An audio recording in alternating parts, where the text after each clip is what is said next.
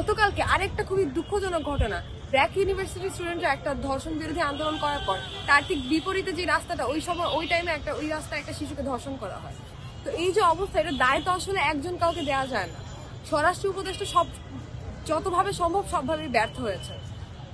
Army যে দায়িত্ব পালন করার কথা ছিল, আর্মি সেই দায়িত্ব মোটা পালন করছেন না। তারা সর্বোচ্চ দেখা যাচ্ছে কি 300 ফিট বা এই ধরনের অঞ্চলে যারা টিকটক বানান বা জোরে বাইক চালান তাদেরকে আটক করতেছেন, কিন্তু আসল যে অপরাধীরা তারা এখনো নির্ভয় রাস্তায় ঘুরে বেড়াচ্ছেন এবং তাদের যে অপরাধী কার্যক্রম সেগুলো চালিয়ে যাচ্ছে। মানে ওই অভ্যুত্থানের 6 মাস পরেও কিন্তু আমরা একই রকমের চিত্র দেখতে পাই।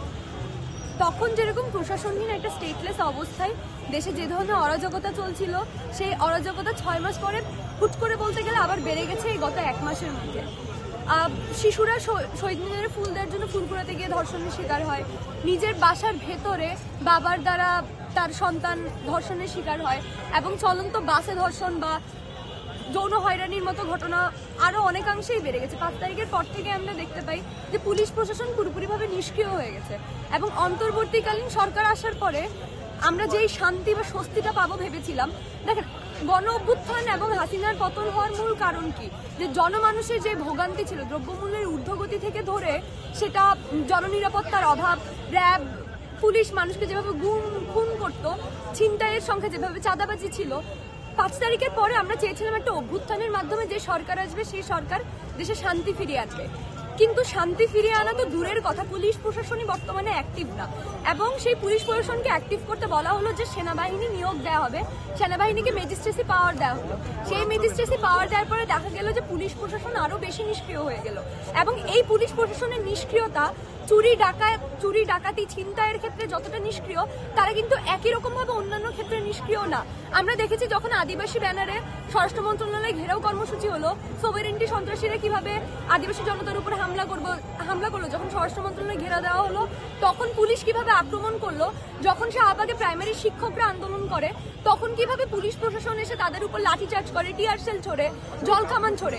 কিন্তু এই একই পুলিশ প্রশাসন একটা ক্ষেত্রে যখন খুবই অ্যাক্টিভ, যখন প্রত্যেকটা আন্দোলন দমন করার ক্ষেত্রে তারা চড়াও হয়, খুবই অ্যাক্টিভ থাকে, কিন্তু একই রকম ভাবে দেখা যায় যখন একটা চুরি ছিনতাইয়ের মতো ঘটনা ঘটে সেখানে পুলিশ প্রশাসন সবাই নিষ্ক্রিয়। শ্রমিক অঞ্চলগুলোতে আমরা দেখলাম যে শ্রমিকদেরকে গুলি করা হচ্ছে, ওইখানে শ্রমিক আন্দোলন দমন করতে যৌথ বাহিনী অভিযান করছে, ডেভিলস হান্ট অভিযানে মানুষ মারা যাওয়ার কথা আসছে, কিন্তু এই বিচার কার্যের মাধ্যমে মানে মানুষজন আসল বিচারটা পাচ্ছে না। যখন একটা মামলা হচ্ছে, ওই মামলাতে দেখা যাচ্ছে 3 জন যে ধর্ষণের অভিযুক্ত তাকে জামিন দেওয়া হচ্ছে পরদিনই। আমাদের পুলিশ প্রশাসন এবং বিচার যে মন্ত্রণালয় বা বিচার বিভাগ, সেটা 5ই আগস্টের আগে যেরকম নিষ্ক্রিয় ছিল এখন একই রকম ভাবে নিষ্ক্রিয়, বরং তারা আরো বেশি নিষ্ক্রিয় ভূমিকায় চলে আসছে। বাংলাদেশের জনগণ যে শান্তি চেয়ে গণ অভ্যুত্থান করেছিল সেই প্রত্যাশা পূরণ করতে অন্তর্বর্তীকালীন সরকার পুরোপুরিভাবে ব্যর্থ। এজন্যই আমরা বলছি যে স্বরাষ্ট্র উপদেষ্টার উচিত এই মুহূর্তে পদত্যাগ করা, তার ব্যর্থতার দায় স্বীকার করে, এবং পদত্যাগ করে দ্রুততম সময়ের মধ্যে কিভাবে বিচার বিভাগকে ঠিক পথে আনা যায় এবং কিভাবে পুলিশ প্রশাসনকে দ্রুততম সময়ে অ্যাক্টিভ করা যায় সেই চেষ্টা করা। তো এর আগেও ধর্ষণ ছিল না বা খুন ছিনতাই ছিল না এমন না, কিন্তু বর্তমানে বেশি বেড়ে যাওয়ার কারণ হচ্ছে পুরোপুরিভাবে প্রশাসন নিষ্ক্রিয় এবং বিচারহীনতার সংস্কৃতি। এখন আশেপাশে এত বেশি ছিনতাইয়ের ঘটনা ঘটছে, প্রত্যেকটা রাস্তায়, বিশ্ববিদ্যালয়ের ক্যাম্পাসের ভেতরে সব জায়গাতেই এই ধরনের ঘটনা বেড়ে গেছে। এটার প্রধান কারণ পুলিশ প্রশাসন কাউকে গ্রেফতার করছে না, কারো বিচার হচ্ছে না, এবং আইন আদালতের কাছে গেলে আমরা আসলে বিচার পাচ্ছি না। তো এই জায়গাতে যদি প্রশাসন অ্যাক্টিভ করে এবং যদি এই মামলাগুলো গ্রহণ করে এবং বিচার যদি 2-1টা উদাহরণ যদি অ্যাটলিস্ট দেখাতে পারে, তাহলে এই ঘটনাগুলো এই শর্ট টার্মে কমার সম্ভাবনা আছে। এবং লং টার্মে যদি আমরা এটা সমাধান চাই, তাহলে সেটার জন্য বেকারত্ব কিভাবে কমাতে হবে, দারিদ্রতা কিভাবে কমাতে হবে, এই জিনিসগুলো নিয়ে আমাদের সরকারের কাজ করা উচিত।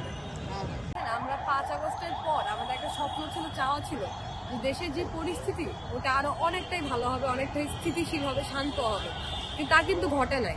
কেবল 5 আগস্টের পর না, এমনকি ইন্টারিম সরকার ক্ষমতায় আসার পর আবার আর্মিকে ম্যাজিস্ট্রেসি পাওয়ার দেওয়ার পরও এখন ধর্ষণ, ডাকাতি, ছিনতাইয়ের মতো ঘটনাগুলো ঘটেই চলেছে এবং প্রত্যেকদিন ওটা হার বাড়তেছে।